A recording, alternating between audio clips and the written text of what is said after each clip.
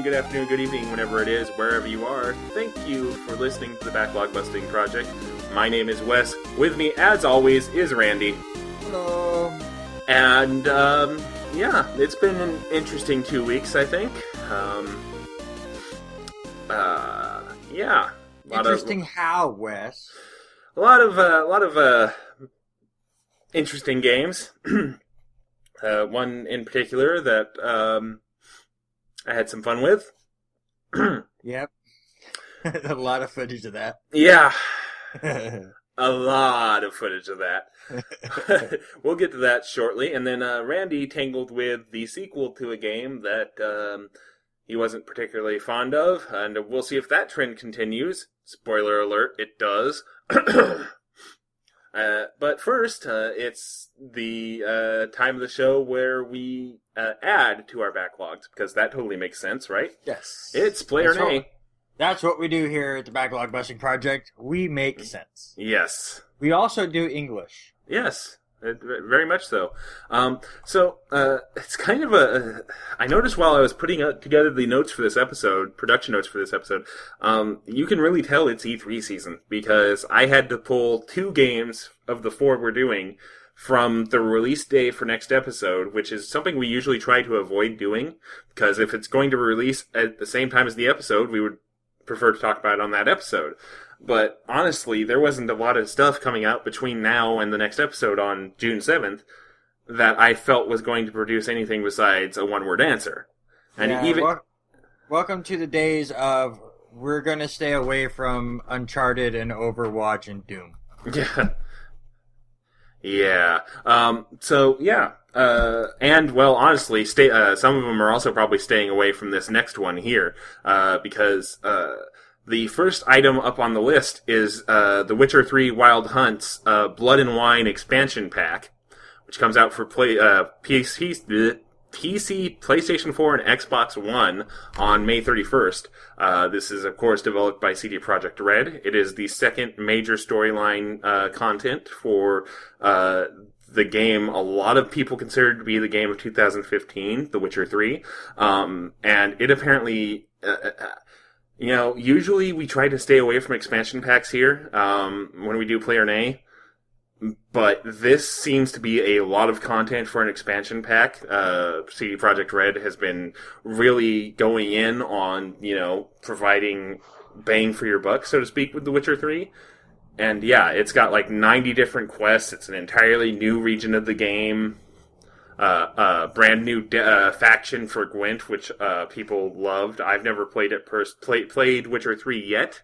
It's on my it's on my to-do list, but that's a long time from now at this rate. But this seems to be more content for an already amazing game from what I've heard, and it's on my to-play list, so I'm going to say play. It's on my playlist, kind of. I own the first 2 Witcher games. Thank you, Steam sale. Have yet to touch either of them, and I'm sure I will pull a Wes and have to play those 2 before I get to The Witcher 3. Yeah, and actually, guess who has both Witcher 1 and 2 on his system right now? I'm gonna guess you.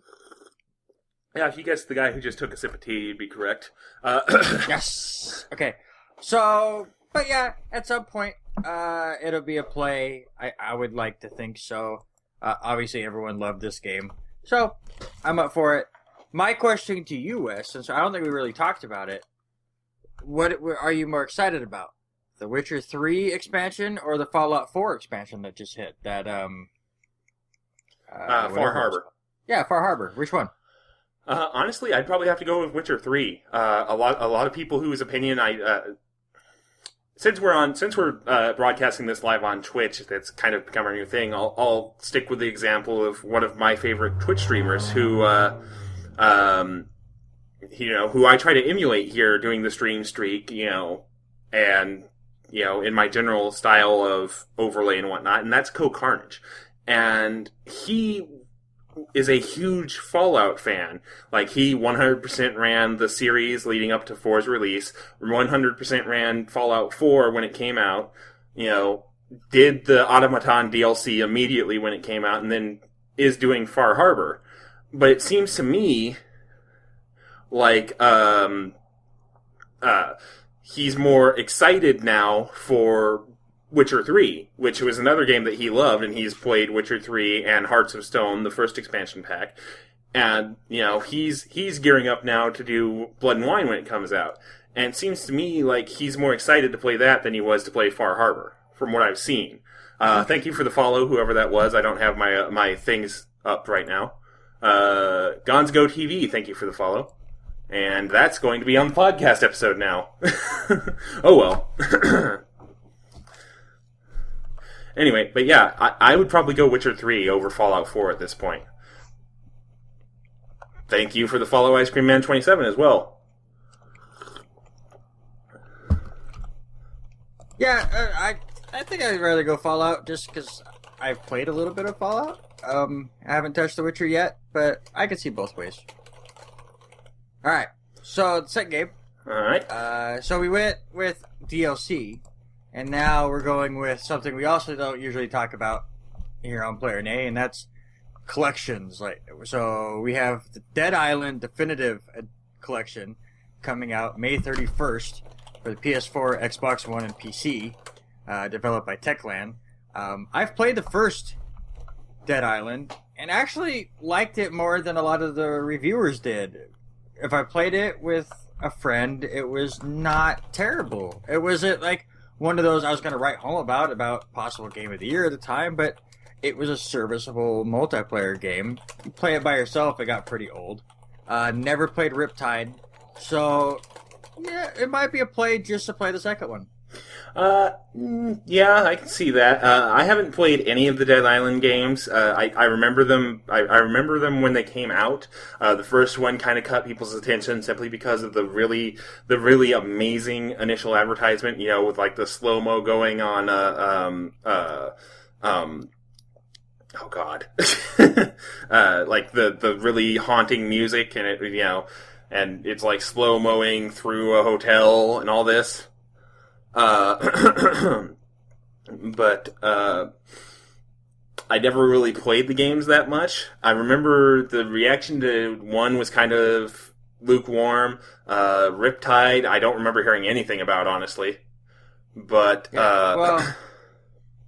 okay, so I think Dead Island, the first Dead Island got ripped a lot because everyone thought it was going to be this whole new thing because of that promo that we saw at E3 that you're talking about with the girl coming up from the ground through the window and how emotional that was or whatever. Mm-hmm.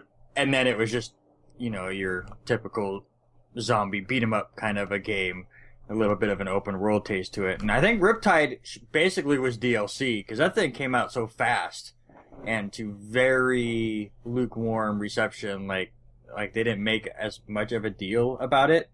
But I like the idea here. Have this come out now, right around E3 time. Maybe we finally hear more about the next Dead Island game. We saw that promo, 2 years ago? Maybe it was last year. I want to say 2 years, though. So maybe this will kind of lead into the next game. So it's smart marketing. Yeah. It is smart marketing. I'm kind of curious to see. Honestly, though, Techland did Dying Light too, didn't they? I'm pretty sure their follow-up game was Dying Light.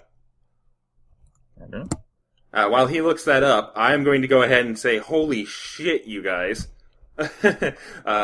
Just, in the last 5 minutes alone, we have had, 10 followers follow the channel. I have no idea, what brought this on, but I hope you all stick around if you like this podcast. We record it every other week.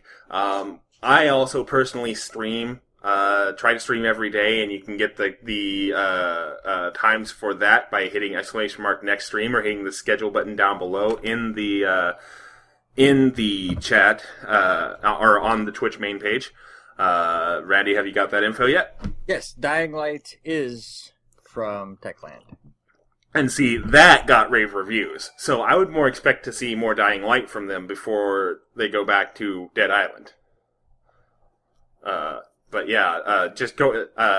I don't even care anymore that this is going to be on the podcast. Just everybody who has followed in the last 5 minutes, you are amazing. Gonzgo TV, Mazakiti, Johnny Fogel, Pyro 12, Ice Cream Man, Keto Dog, Skeeter White, Virtual Andalou, Two Butter Man, holy crap, Duck Nuggets, Bit Legend, It's David PvP, Chorycraft, Skyrulean, It's Clara, It's Paranoia, Baby Power, Brownie the Bear, Eli Harkonnen, Bakugan, Double Ginger, Deadly Isping, and Luchut BK. And GameBet8506. And for every Twitch username that Wes just butchered, he will send you a heartfelt apology letter in the mail next week. Yeah, about that. But go back to the podcast and Techland, just looking through their stuff, and actually their first game that they made that was on a console, because they made a bunch of PC games for a while, was the Call of Juarez game, which is also on my backlog. I've heard okay things about that, an Xbox 360 game, but I've never touched it, so I might be playing a bunch of Techland in the future. Yeah, that sounds interesting. At any rate, yeah, I think we got a little bit off track there. Sorry, with all the follows and that conversation about that. Wes never gets off topic. What are you talking about? Anyway, I never gave a definitive answer. Definitive. See what I did there? I'm kind of curious, so I'll probably say play. I'll go ahead and give it a week play on that. Sounds interesting. All right. Holy crap, you guys. All right, next game. You are getting trolled hard. Yeah. Next game on the list is Soul Axiom for PlayStation 4 and PC, releasing on June 7th. Developed by Wales Interactive Limited. This is, from what I can tell, it's a first-person puzzle game, kind of set in some kind of cyber life thing. Very little I could find on this game. The one trailer I saw looked like garbage. And I think after this episode, I'm going to be puzzled out for a while, so I'm going to go nay. It doesn't look that good, and the puzzles didn't look all that intriguing from the few trailers I saw of it. This game also comes out for PlayStation 4 and PC, if I didn't mention that already. Yeah, this game, from what I looked, kind of an open world puzzle game, kind of looked like a poor man's, what was that game that just came out? With all the lines and the squares and the stuff. The Witness. The Witness, thank you. Kind of looked like that. It looked like one hand could reveal doors and the other hand can close, or excuse me, like make walls disappear, and the other one can make walls appear, is kind of what I got out of this. It looked interesting. Obviously, from an indie developer, you're not expecting too much out of it. I do like puzzle games. I didn't look that interesting, though, so I may have to pass. Hopefully he does, it does do well enough where he could do other projects, because obviously I want to see indie developers do well. I can't see me really playing this game. Yeah, me either. It's not really on the list for me, so yeah. I mean, the premise looks interesting, I'll give it that much, but the gameplay didn't look all that good. So, yeah. Moving on to the final game on the list, and really probably the heaviest hitter on the list outside of Blood and Wine, and that's Mirror's Edge Catalyst, releasing for PlayStation 4, Xbox One, or PC, on PC, June 7th as well. Developed by DICE and published by Electronic Arts. This is kind of like the soft reboot / sequel to Mirror's Edge that people have been clamoring for a really long time. And everything I've seen looks pretty good on it. So, yeah, I'm going to go with play on this one. Did you ever play the first one? No, I haven't yet. It's been on my backlog, and I think you've actually asked if I wanted to borrow it a couple times, but I've never gotten around to it. Yeah, I love the first one. It was a lot of fun. So yeah, I'm very interested in the second one. Huge play for me. If it's anything like the original one, stepped up to another level, I'm all for it. I do like the news that I've kind of heard where they're getting away from the gunplay and more focusing on what made it great to me, all the parkouring and all of that. So yeah, I'm in. Yep. A lot of talk in the chat about lag. I'm not seeing any drop frames, so you might be having some internet issues. At any rate, yeah, Mirror's Edge looks entertaining to me. The Catalyst looks good. So yeah, we will move on now to our co-played game for this episode. And for all of you watching right now, I don't care if you came here to troll or not, but I'm going to explain what's going on here anyway. This is a bi-weekly podcast that me and my friend Randy here do, where we both kind of have pretty large collections of games that kind of gotten out of control. And this podcast kind of started as a way to have fun while playing them because we kind of started getting to the point where we had analysis paralysis. So what we do is every 2 weeks we both choose a game that we both play at the same time, and then each one of us does one game individually, and we get together and talk about it here on stream. So yeah. The co-play game for this episode was MouseCraft, released on July 8th, 2014 for PlayStation 4, PlayStation 3, PlayStation Vita, and PC. Developed by Crunching Koalas. And, yeah. This is a kind of a Lemmings-like game, I'm going to say. It's a point A to point B puzzle game, where you press a button and the mice come out of their cage and just walk in a direction until they can't anymore, and then turn back, go the other direction, and repeat while you lay down blocks to kind of, herd them around to gather animus crystals, I think it is, and then get to the goal safely. Yeah, that's the gist of the game. Yeah, and here's the thing. I tried this game for a little while. Didn't get very far in it. Mainly because my PlayStation Plus expired and I've been too lazy to re-up it. But even if I had my PlayStation Plus, I don't think I would have been able to stand too much of this game. The puzzle aspect of it never really caught me. And, yeah, and then the storyline is just kind of there. Well, there's no storyline. Yeah, they have a thing at the beginning where the cat is trying to work on an experiment, needs more cheese, has to go get these crystal things so he can afford more cheese, and that's kind of how they make you work on getting crystals. But there's no storyline. And I'm kind of sad that the puzzle elements didn't really reach you like they did me. I enjoyed this game. I had a good time. Mm-hmm. Just for the fact that it seemed like there's 80 puzzles in this game.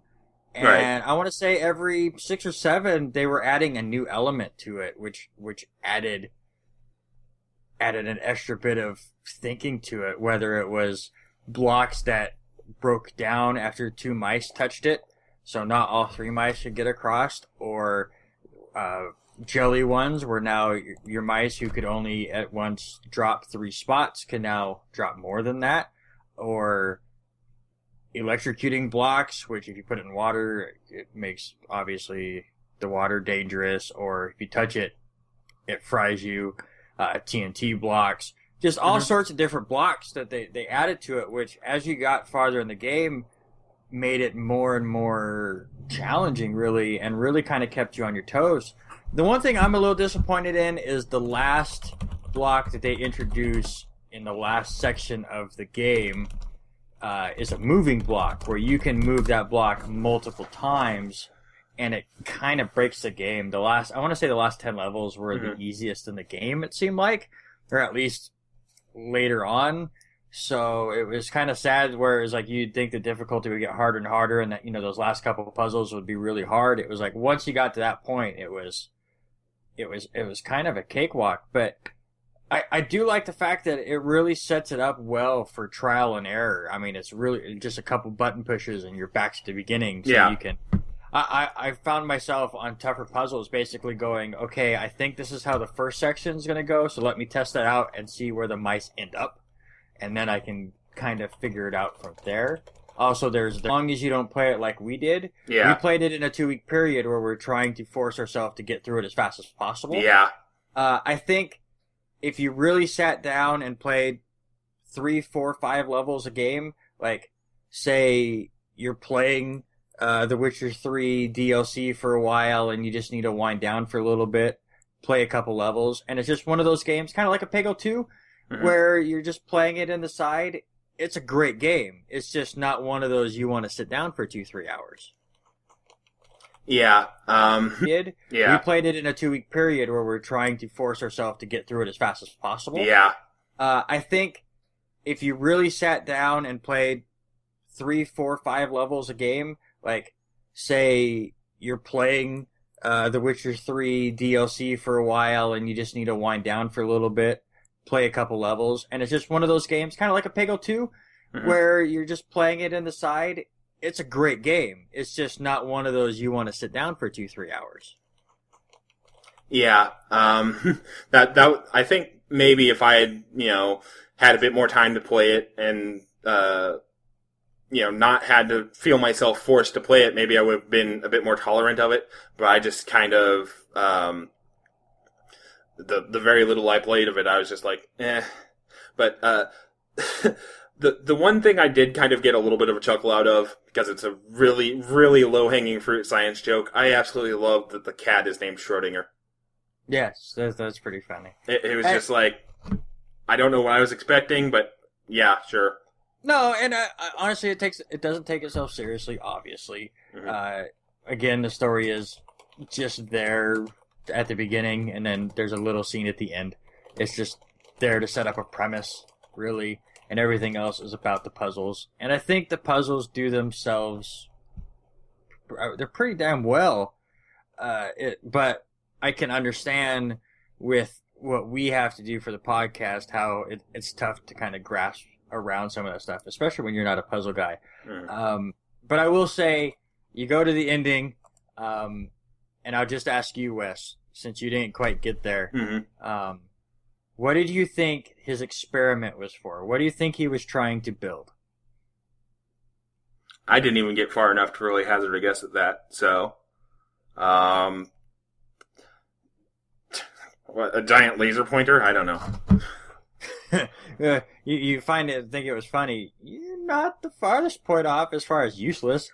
You go through 80 levels, right? You go through all of this stuff. So then he can create a coffee machine. And then after drinking the cup of coffee, he goes, okay, now I can work on something actually useful. Oh my god. So, but again, it's nothing about trying to make this story happen or anything. It's all about just doing those 80 puzzles. And I enjoyed the 80 puzzles. I will probably go through at some point, as I said, just kind of here and there, and work on 100%ing the game, getting all of the crystals and all of that. But it is a game that I will recommend. That it's like phone games where you just kind of play them here and there. You play a level or two just when you have a little bit of free time. Yeah. Yeah, and I think that really just kind of sums it up. We just kind of did this because it was a PlayStation Plus game, and we wanted to fill in for... basically, the plans for this episode changed really last minute, and we just kind of did the first thing that popped into our heads. And honestly, if we had not had to do that, I don't think this game would have been a co-play. I honestly don't even think it would have been a single play. I think we would have just taken a look at it and gone, nah. Because it's hard, because we want to usually talk about our co-play game for about 30 minutes. We're not going to get anywhere near that point. And part of that is me not having played the game to anywhere near completion. But even if I had, maybe another 5 or 10 minutes tops of discussion. And listen, because it's not that memorable of a game. No, and it's tough to talk about a podcast because there's no story, there's no really music, we can't really break down those kind of elements. It's an okay game, it's a fun puzzle game. that's what else can you really say? Mhm. But that saves us time for us to be able to talk about your wonderful experience with a wonderful platformer, Wes. Mm-hmm. That I was so excited when you decided you were going to play it. Wes, what'd you play?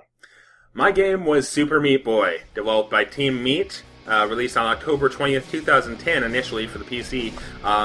In the intervening almost 6 years now, has been released on just about everything else possible. Like I think there's like a PS4 version, PSVita version. I believe it came out on the PS3 at some point.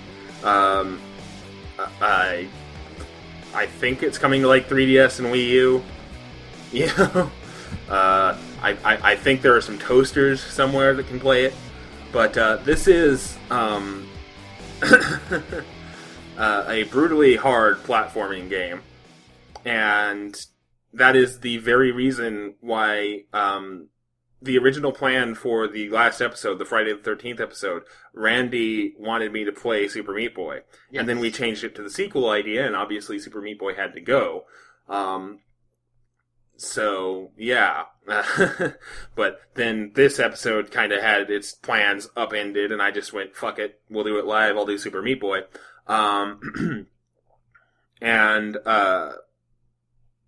Yeah, this does not have very much of a story. It's just, you are Super Meat Boy, Dr. Fetus has taken your girlfriend, Bandage Girl, go get her. And you're off. You missed the whole part of the story. The story's so in-depth and it's you're Meat Boy, Mhm. Dr. Fetus hates Meat Boy. Yeah.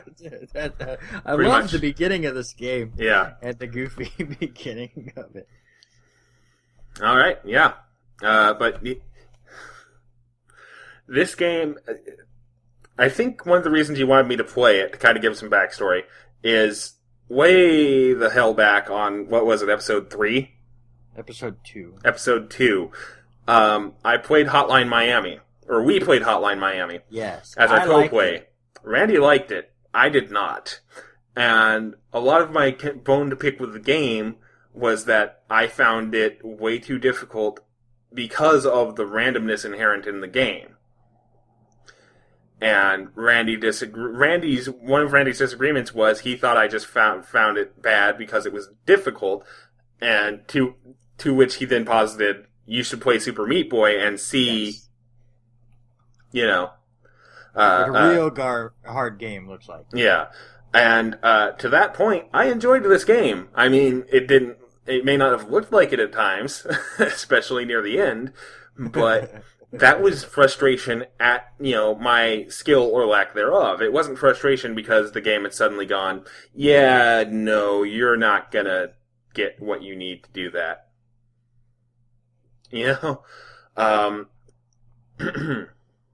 Well, I will say this. I'm a mean friend for having picked this game. Because, we talked about it many times. There Mhm. are styles of game Mhm. that you are far better than I am. Or that, that just fit you better and, Uh-huh. and you come out and completely dominate and I struggle with. Mhm. And there are game styles that I'm really good at that you're not. Mhm. Platforming is one of those that I'm really good at and you're not that much. So picking a platformer that's very challenging for you to play is a little mean, but you took it in good spirits. And I do have to say that you did far better than I thought you were going to do. You did not rage as much as I was hoping, which is disappointing on an entertainment level. But you got all the way to the second to last level, which is commendable. And Yeah. hopefully at some point you'll be able to get through that last level Mhm. and get to the final boss. But, oh my goodness, watching you do Omega, and I'm sure the people that watch you on stream Mhm. will agree, it got rough to Yeah. watch at times. It Yeah. went from like you just chatting along while you try to quiet frustration to loud frustration to hysterical laughing because you were losing your mind, all within a span of 20 minutes. Yep. Yeah. And that was just the last time I tried to stream it, which was earlier today. I believe I was stuck on Omega for at least 3 or 4 days of stream time. And yeah, it's kind of become a matter of pride thing for me now, because this started when I was like, okay, I've got like half of World 6 left to go, and then I'll be done with this game. So I'm going to call this, I don't have to work the next day, so I got up and I just decided, hey, I'm going to finish this game on stream, and I'm not going to stop until I am finished. So I announced finale stream. Okay. I get going. World 6 starts kicking my ass. Okay. Push through it. I don't care what time it is. I'm pushing through it. And then, oh hey, I still have another chapter to go. Called The End. And I need to clear all 5 of these levels, plus the final boss. Mm-hmm. Well, okay. I've made it through World 6. I can do this, right? 1, 2, 3, 4, go down. And then I got to Omega. And it stonewalled me. And I believe I spent roughly 4 hours of what ended up being an 8-hour stream before I finally threw in the towel, simply on Omega. And then after that point, I streamed Super Meat Boy at least 2 or 3 times in the following week, so the past week as we record this. And yeah, it still kept stonewalling me to the point where I've only gotten to the end screen of that level something like 4 times. You've gotten close. Yeah, I watched you today, and you were getting extremely close. But that's the point. That's the thing about this game. You can get super close to the end. And then 60 deaths would go by before you ever got close to it again. Yeah, but, other than... I mean, a lot of this is just going to be me kind of defending myself, kind of feeling like I have to defend myself, because, yeah, I was getting, frustrated with the me not being able to beat Omega, but besides that, I was having a lot of fun with the game. It was hard, but it was hard because of the skill it was asking you to use, instead of hard because, oh hey, suddenly this thing you wanted to use is no longer there. And my main problem with that in Hotline Miami was, if that thing was no longer there and you didn't have much time to react before, oh shit, you're dead, reload. And it just felt kind of off to me. But that's Hotline Miami. This is Super Meat Boy. I never really had a problem with, where I felt the controls of the systems of the game were failing me. It just kind of felt like, well, okay, shit, I didn't time that right. Repeatedly. So, I had the girlfriend load up the game real quick so I could look at my stats. Mm-hmm. Do you remember what your death total was sitting at? The last time I looked at it, it was 3,097, but I'm sure that's gone up by a couple hundred since then, because I have been trying to do Omega. So I think you finally passed me, because I just looked. I'm at 3242 deaths on my game, but that is 68% completion. That's okay. I'm looking at it 96% of the light world with most of the bandages and half of the dark world. Yeah. Yeah. Oh, and as she's telling me, Chase has played on my game too. So there's a few extra deaths probably, but yeah. But I was just curious because I want to say, like you said, you're probably about 3,000 deaths. I doubt you were even at 1,000 before you got to the Omega level. I'm saying this in defense of you. Like, you did far better than I thought you were going to, but then you get to Omega, and Omega is just... It's just not being nice. Yeah. I mean, out of all the games that we've played for this podcast where we have excuses why we did not finish said games, you have the most credible excuse right now for a game. Which is the game said, fuck off. The game said, you're not doing it. It's not happening. No. Yeah. So, yeah. I'm sure at some point I will go back with a clear mind and beat that level. It's probably not going to be for a while, though. And it may or may not be on stream. We shall see. I'll load it up and see how many tries it takes me. Just curious. But yeah, I mean, I'm not finding too much negative to say about it. I liked it. The music was good. The boss fights. Okay, I will say one negative thing about it.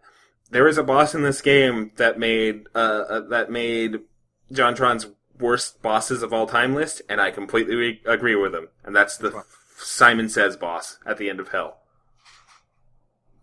Is that the big one that would like smash his head Yes. face into the ground? Yes.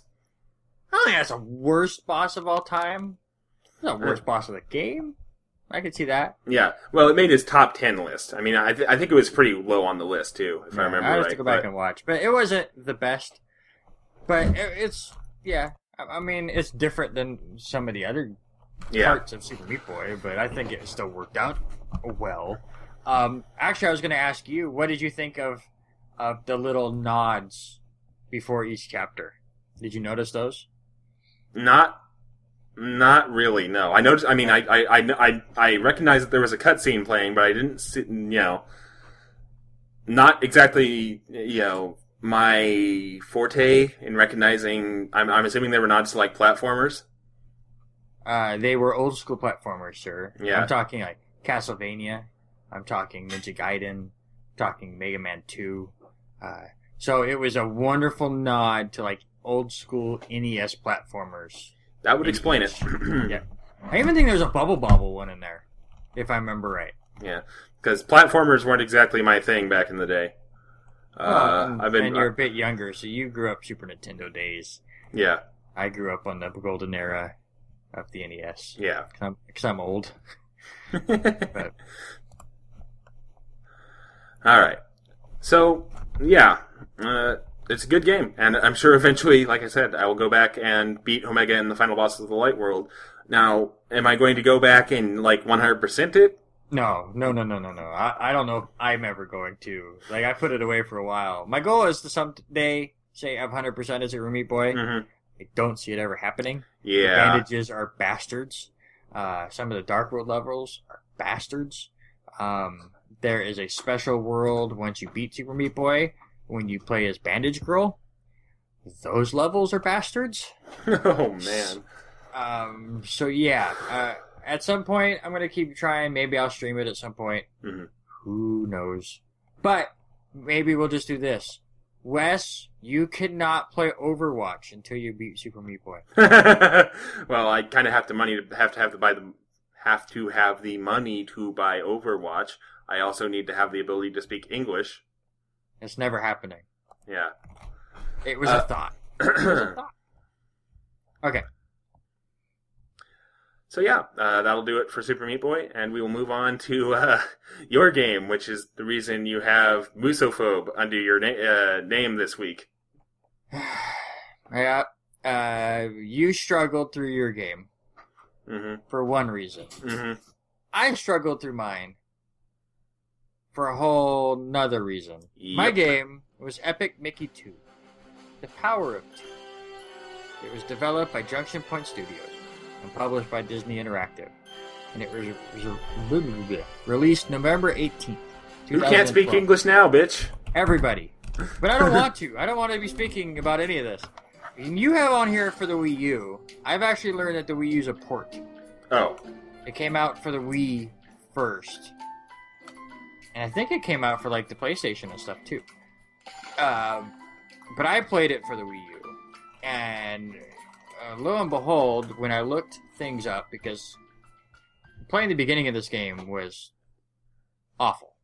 Mm-hmm. So I looked things up just to kind of see what people thought. Because I'm like, how could Epic Mickey 2 be worse than Epic Mickey? I played the second one hoping, because Epic Mickey 1, if you go back and listen to that podcast, that was episode 6 or 7. I liked bits and pieces of Epic Mickey. I liked where they were going with it. I just think they missed the boat, and the camera was rough, and the controls were rough, and I just think they didn't flesh out the good game that was in there somewhere. So I'm like, all right, well, Epic Mickey 2, maybe they figured it out. No. Not at all. They took the shit part and said, we're going to do more of this. And I have looked, and I guess the Wii U version is the worst version. Nice. Because of a lot of the things that I noticed and struggled with. There is so much slowdown in this game. It's ridiculous. And I'm not talking like when just because I have to take a shot at either Hotline Miami or Earthbound in every episode. Where I was getting on you a little bit about there would be a bunch of enemies on the screen and Earthbound would slow down to a crawl. That's because there was a lot of enemies and it was a Super Nintendo system. This is the Wii U. Yes. This is supposed to have fixed all of the issues from the original Wii game. Right. There are no enemies on my screen. And Mickey Mouse is running at half speed. For like 10 seconds. And then he would pick back up. It would just drog at the weirdest times. There was a few times where the game would basically half freeze and then give me a loading screen mid-walkway. Because it was like loading up one more room and it just didn't have the power to do so. So the game itself is just straight up broken. On top of that, it's not that entertaining. Basically, the doctor who was the enemy of the first game has changed his ways. And now he's a good guy who sings everything. And he wants you to know that he is all better, but there's bad things going on over here that you need to fix. But it's not him, because he's changed his ways. So you go off and you go figure out all this. Come to find out it's some dude that got brainwashed by the doctor, who, while you're off doing that, he has been butt-kissing the local media with Daffy Duck, and has been given the okay to create this big monument in the middle of the main city. And it turns out it's a big giant robot and whatever. Because obviously he was going to turn evil. Yes. But basically, if you've never played Epic Mickey, it's a game where you get a paintbrush. The paintbrush can make objects appear or disappear. It's a paintbrush. So you can create paint, or you can thin paint.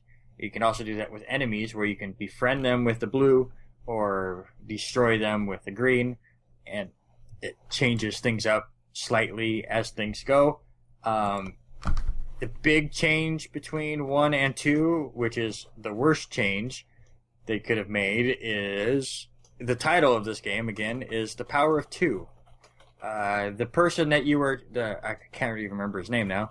But the character that you were chasing in Epic Mickey, Oswald, is now a partner.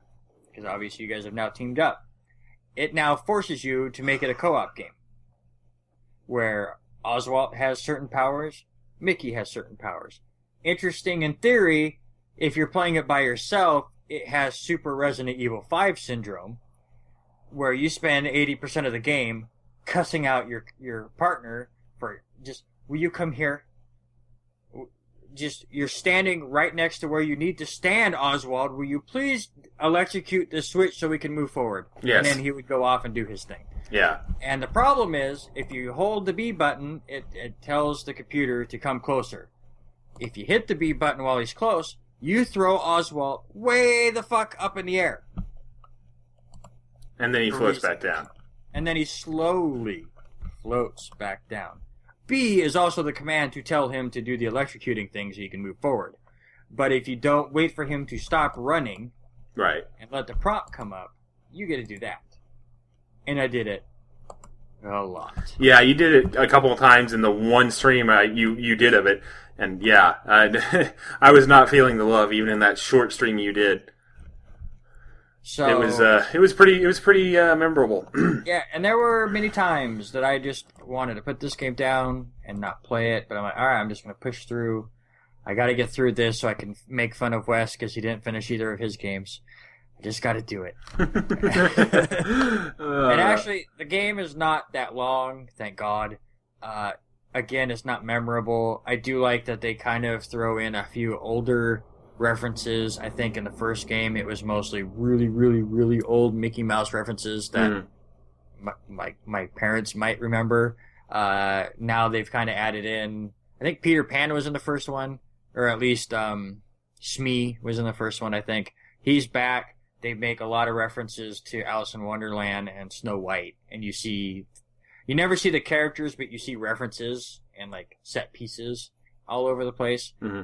So at least there was a thought process to it.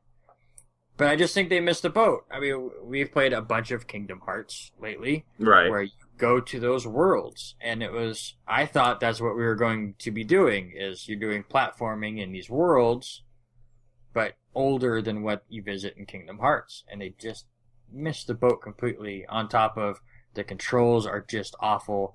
The camera feels like it's PlayStation 1 era cameras, where you'd be trying to shoot at an enemy and the camera would freak out, and all of a sudden you're just looking at brown because it has hid itself behind an object. There's no lock-on feature that I could figure out, so that makes it even more difficult. And just all in all, it's not that fun of an experience. The final boss is not that hard either. The difficulty's not there. It's just a frustration level. Yeah. And so you add no difficulty. There's very little story at all. The voice acting is fine, I guess. I'm trying to remember if there was voice acting in the first one. I don't think there was. So that was a nice addition, at least. But other than that, the game runs like poo. It was just not fun. And I have made it very clear that if Epic Mickey 3 does come out, it will not go to my backlog. It will not go in my collection. I'm done with Epic Mickey. It's not happening anymore. I give up. I can't do it. I was hoping that they changed. I was hoping they fixed it. Well, there was a companion game for the 3DS. No. I would rather play the Mary-Kate and Ashley game I own for the PlayStation 2 than play any more Epic Mickey games. Damn, son. Yep. Damn. Okay, then. And I can't believe I just admitted that I own a Mary-Kate and Ashley game, but I do try to collect video games, so that's why I have it. Well, hey, at least you didn't admit that while we were getting rated earlier. Because then they would have been absolutely merciless. That would have been fun. Yeah. I still don't know who did that or why. But, whatever. Hopefully some of them forget to unfollow and then come back and actually, pay attention.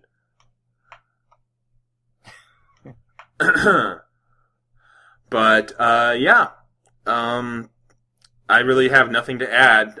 I mean, I was kind of falling asleep at my screen watching you try to play that game. So yeah, It's not good. It's rough. It wasn't good. Yeah, avoid it at all costs. There's not many times where I can give advice here at the Backlog Busting Project. My advice: avoid Epic Mickey 2. Avoid Epic Mickey 1. Avoid Mickey Mouse. Mickey Mouse is the devil. Yep. Disney's the devil. Disney owns everything. They're Satan. This went off way weird. Yeah. I apologize. And in other news, we just got bought out by Disney. RIP. for 8 cents. Yes. Hey, that's quadruple what we've made from the Nintendo Creators Program for every single episode of Mario Maker to date. So, nailed it. Hitting the big time, boys. So yeah, this is going to be a shorter episode of the project because really not a whole lot to talk about, to be honest. Between me not finishing my games, MouseCraft not being all that much of a game to talk about, to be honest, and yeah, just kind of a shorter episode this episode. That's probably going to change next episode, because next episode, oh god, where'd the goddamn notes go? RIP. We're co-playing Life is Strange. Yes. I will be playing... Because we are co-playing Life is Strange. Let's just say this. Because Wes really wants to know what it's like to be a high school girl. Hate you so much right now.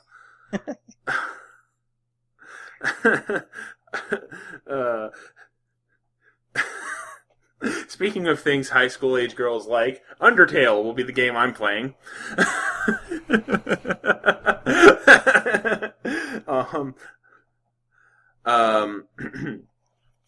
Undertale will be the game I'm playing next episode. Although I say start playing when I've beaten it 1.5 times, kind of, because I did the neutral run and the true pacifist run on stream over the last week, simply because I couldn't play MouseCraft and I didn't want to torture myself with Super Meat Boy. And then Randy will be playing Rise of the Tomb Raider. Because I want to feel like a mid-20s female. Nice. Nailed it. Yeah. So yeah, that will be a pretty decent episode coming up.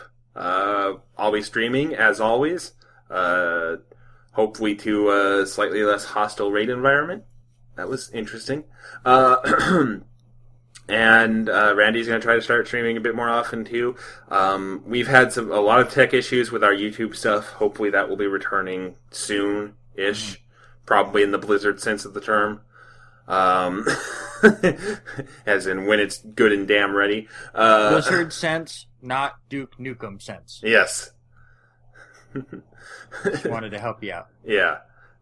Well, considering how long it took them to mold Titan into Overwatch.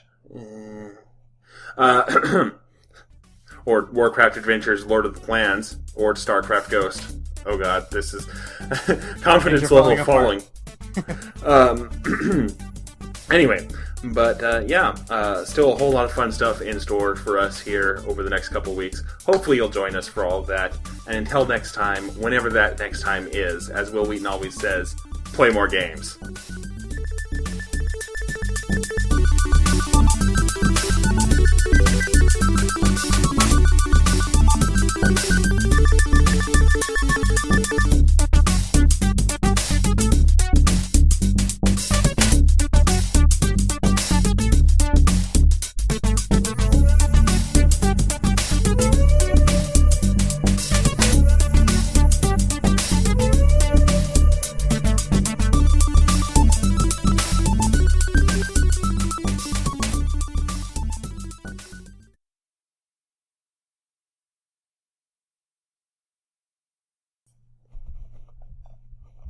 Because when you play more games, you get rated. Yeah.